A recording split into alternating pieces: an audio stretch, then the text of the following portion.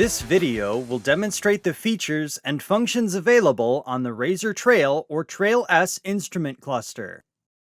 The instrument cluster consists of a speedometer, tachometer, warning lights, indicator lights, information screen in the center, and 3 buttons on the right side of the gauge, 2 navigational buttons, and a mode button.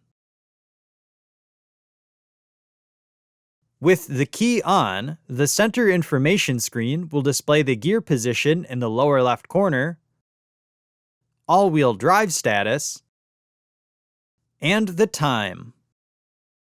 Information in the top row can be cycled by pressing the mode button.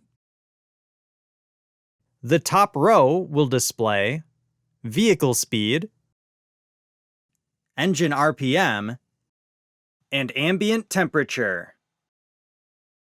Information in the center row can be cycled by pressing the arrow buttons. This row will display the odometer, trip 1, trip 2, battery voltage, engine hours remaining before service, and engine temperature. Holding the mode button will bring you to the options menu. In this menu, you can select units of measurement for vehicle speed and temperature,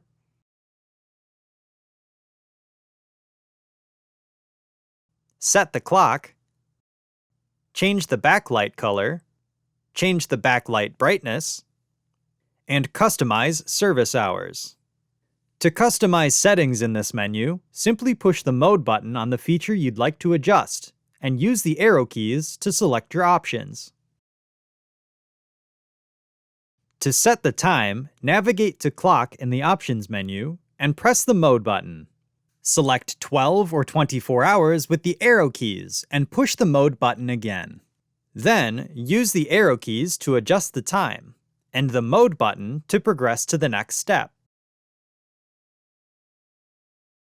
To exit the Options menu, navigate to Exit and select the Mode button to confirm. Or simply wait 10 seconds for the instrument cluster to bring you back to the main screen.